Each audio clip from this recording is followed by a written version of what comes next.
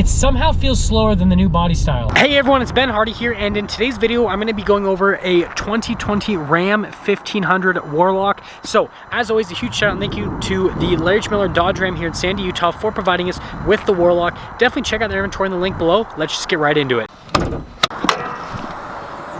Of the Ram 1500, we have a naturally aspirated 5.7 liter Hemi V8 that goes through an 8-speed automatic transmission. This one comes with 392 gears. That'll be important in just a little bit. Fuel economy is 15 around town and then 21 on the highway, with power outputs being 395 horsepower and then 410 pound-feet of torque, and then a 0 to 60 time of just over 6 seconds.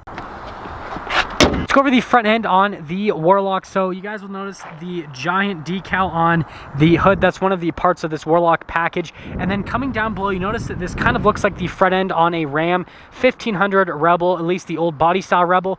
They pretty much took the headlights, the bumper, the front grille, all of that from the Rebel and basically just threw it onto the Warlock. So you do get the halogen headlights, you get these little LED lights just down below them, LED fog lights, and yeah, I mean, that's everything for the front end. Just pretty much looks like a Rebel. Around the side here, we've got 20-inch rims on 275mm tires, and then notice you've got the black fender flares that go all the way around. You've got the Hemi badging there on the side, Ram 1500 Classic badging because this is a 1500 Classic.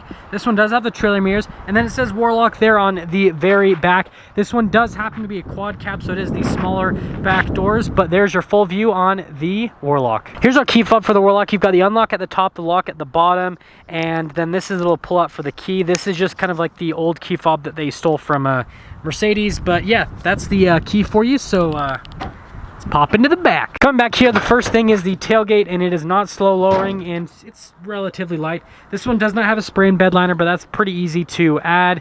No LED bed lights either. This one is a 6'4" bed since it does have the quad cab. And then lifting up the bed itself, again, it's pretty light. Let's finish things up in the back. Now the top part of the taillight is LED. The rest of it is not. You do get parking sensors all along the bottom part of the bumper. Blacked out badging on everything. Another little Warlock decal there, chrome exhaust tips, and let's talk about the towing capacity on this. So with the 392 gears, the towing capacity is roughly 10,000 pounds, give or take just a little bit, but yeah, that's your towing. Now let's open up the back door here to reveal the back door panel, and I don't need to say anything else. So coming over to the seats, you've got the full cloth seats, and these look like they were kind of stolen from a Bighorn in terms of the interior. So you got like a Rebel looking exterior, but then the Bighorn on the interior. And then lifting up the seat, there is a little bit of extra storage. You got a couple cup holders right there. And let's actually pop in. So stepping in, I kind of wish it had side steps, but it does not. Now the quad cab is pretty cramped. I'm 5'11", and I'm right against the driver's seat. In terms of headroom, that's fine. It's just the leg room is kind of weird. And this seat is like awkwardly upright. So it's not like lean back a little bit. So you kind of like sit kind of weird, but that's the back. Before we pop into the front, you do get the trailer mirrors, which you actually can flip up, so it's a pretty neat little feature right there. Now looking at the door panel here in the front, it's a little bit nicer because you do get some soft touch, but this is all kind of hard touch right there. Window controls right there on the side. Now here are the seats in the front. I really like the seats in the front from like a bolstering perspective. The material is the same as what's in the back. Full manual adjustments on the seats. There is your pedal layout there at the bottom. These are the controls for the lights right here, and the steering wheel is manually adjustable. Now let's start up this Warlock. All you have to do is put the key in and twist it. Pretty straightforward. It says Ram 1500. Starts up. I wish it said Warlock, but we can deal with this. Here's our steering wheel in the Warlock. Over here we've got the cruise controls, and then just up above, this is where you're going to manually shift the gears. Over here is your voice command controls, and this is for the little center stack. In terms of the material on the outside of the steering wheel, it's pretty much rough touch, and then that is the stock for the turn signal, and then also the windshield wipers. Here is the center gauge cluster. You do have the RPMs over on the left side. On the right side you've got the speed, and then you do have that little center screen, which basically just gives you different bits of information on the truck.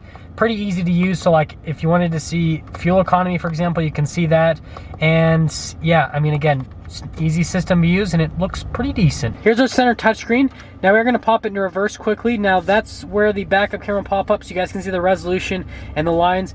Pretty good system, pretty easy to use, and there's nothing else to it. Now, with the rest of the infotainment system, the touch response time on it is actually really solid. This is pretty similar to what is in the new generation 1500s in terms of the infotainment system itself. So I just think it's really good. It's really easy to use. And then notice you do get dual zone climate. Now down here we've got the analog controls for the radio, dual zone climate like I said before, parking sensors for the rear, and then you got your tow haul mode, stability control, trailer brakes just sitting over there.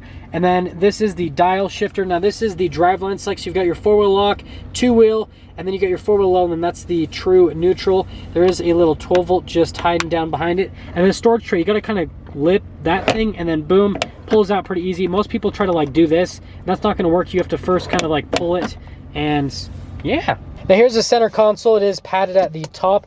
Lifting this up, you do get a little coin holder, a couple of USBs and auxiliary, and then you get a bunch of cup holders at the front. This folds up to be a seat for a third person that has extremely short legs, no storage underneath, and well, that's everything for the center. Before we pop over to the glove box, now you do get a double glove box. There's the top portion, and then you've got the lower portion as well.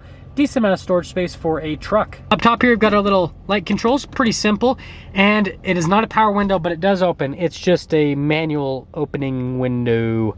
And yeah, that's everything for up top. Well, now that we've gone over the interior on this Ram 1500 Warlock, let's quickly talk about pricing. So this Warlock stickers for about $45,000 for any type of market adjustment. And by the way, if you guys do get like the quad cab or the crew cab, either way with the V6, there's actually a pretty good lease on it right now, just so you guys know. Well, if you watch this video when I initially posted, if you watch this like months later, then this doesn't apply. But let's take her out and see how she drives.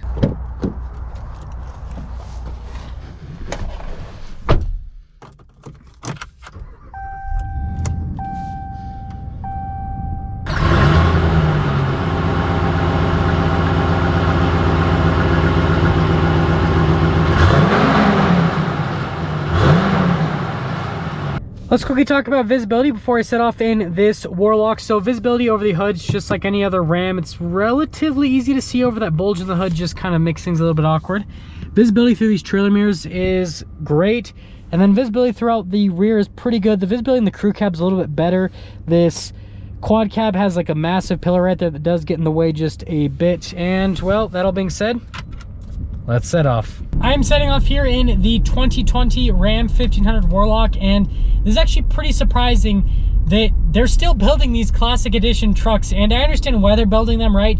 It's a price point thing. They do the crazy leases on them, they do big discounts on them, and so for people that just want a brand new truck and want something that's a little bit more simplistic and don't care about getting the new body style, it's definitely a good option to go for. But it's still surprising, like what other car manufacturer releases a new vehicle? Like, remember this, Ram released their brand new body style back in the beginning of 2018, and it's now 2020 and they're still doing the old body style. Like, who does that? That's so weird.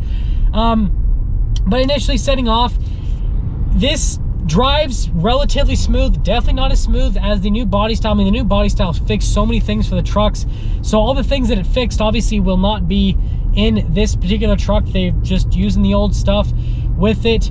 And in terms of the noise that comes through, it's actually pretty minimal. It's definitely a really well insulated cabin.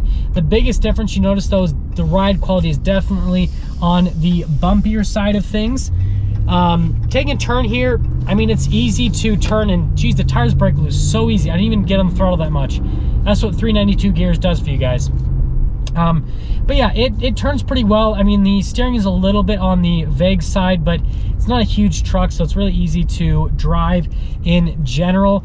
And again, kind of commenting on the visibility, it's pretty easy to see all around you just driving this. And well, we are going to get our I thought we were going to get an acceleration, but now everyone's going really slow. Okay, now we're going to get an acceleration. It somehow feels slower than the new body style. Same engine, same transmission, same power, but it somehow feels slower. Kind of weird. You guys heard the 0 to 60 time, and acceleration on this is actually pretty good for a truck in general. Most trucks seem to hover in that like mid 6s to low 7s, so this being in the kind of like lower 6s for a 0 to 60 time definitely does make it a little bit on the quicker side of things. And taking one last turn right here, just to kind of see. Yeah, it's solid. Let's get into summing things up, where this truck really stands, where I kind of feel about it, all that kind of stuff. Again, I just think this is a price point truck, and it makes sense, right? If you don't have the funds to be able to buy a brand new body style Ram, which they're not that much more expensive, but I mean, I get it. This has a crazy good lease on it, all that kind of stuff. So it makes sense if you're buying from price point perspective. But if you genuinely want a better truck, the new body style just kicks this out of the water. It is now in the 2020 model year, so they've had a year to work out some of the kinks, and yeah, that's the Warlock for you. There we have it, everyone. The 2020 Ram 1500 Warlock Edition. Again, a huge shout out and thank you to the Dodge Ram here in Sandy for providing us with this Ram 1500 Warlock. Check out the inventory in the link below. I will see all of you guys in that next video.